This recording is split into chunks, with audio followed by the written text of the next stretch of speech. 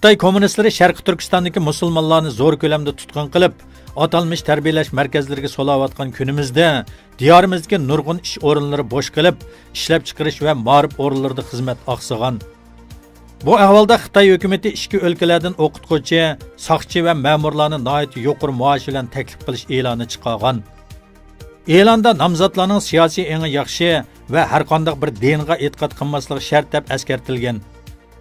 Shuning bilan bir vaqtda qabul qilingan xodimlarni uy bilan ta'minlaydiganligini, jo'risigimi maosh beradiganligi ta'kidlangan.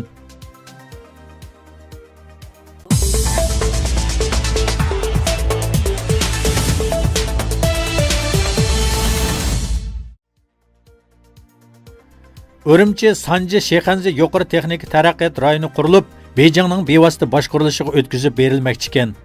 Tangirtaq to'rining 28 noyabr kunidagi xabariga qaraganda, Xitoy davlat ishlari kabineti Uyg'ur elining Urumchi, Sanji, Shexanzi qatorliq 3 shahrini davlatning bevosita boshqarishidagi atalmış yuqori texnik taraqqiyot etish rayoni qilib qurib chiqishni qaror qilgan. Xitoy markaziy hukumatining bevosita boshqarishiga o'tkazib berish planlanmoqda ekan. Tangirtaq to'rining bu vaqtdagi xabarida yuqorqi 3 shahar ismlarining xitoycha qisqartirilmasi bo'yicha atalgan. Bu Changshi davlat boshqarishidagi yangilik yaratish namuna rayoni qurilishini bir balvoq bir yo'l qurilishiga turtki bo'lish, muqimlik va uzun muddatli aminlikni qo'g'dashga foydali ekanligi ilgari surilgan.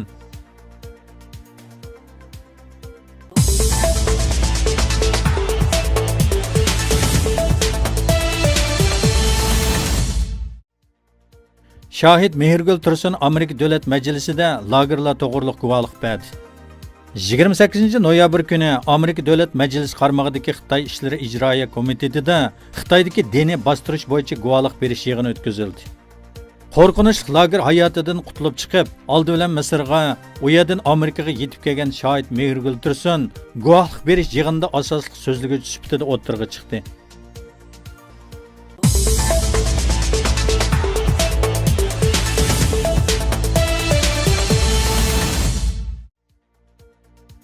Amerika Davlat Aviasiya va Olam qatnash idorasining ko'zitish nomli ma'rusim tekshiruvchisi 5 oy uchish musofasidan keyin xalqaro o'lchamlik soati bo'yicha 26 noyabr kuni 19 dan 47 minut o'tganda Mars yuziga qo'ndi. Bu 2012-yildan buyon qiziqish nomli tekshirishdan keyingi tunji muvaffaqiyatli Marsga chiqqan tekshirish.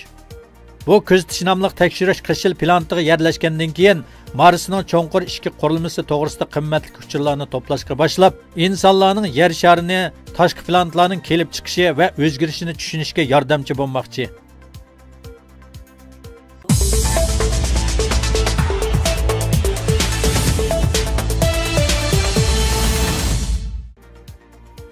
...239 kishi o'ltirgan Malayziyaning MH370 tipli yo'lovchilar aeroplani yo'qolib ketganiga 4 yil bo'ldi. Bu aeroplanni izlash xizmati allaqachon tamomlangan bo'lib, bugungacha sirpeti qolgan. 28 noyabr Angliya axborotida Malayziyadagi mazkur aeroplanda qazo qiluvchilarning oila tabobatlaridan biri Calvinsham Angliyada qisqa bayonot e'lon qilib, aeroplan parchasidan 5 parcha tepilganligi hamda uni Malayziya hukumatiga topshirib berganligini oshkorladi. Hozirgacha dunyoning har qaysi joylaridan 27 parcha tepilganligi, buningdan faqat Hind okean qirg'idan tepilgan 3 parchasi yo'qolib ketgan aeroplanning qanoti ekanligi dalillangan.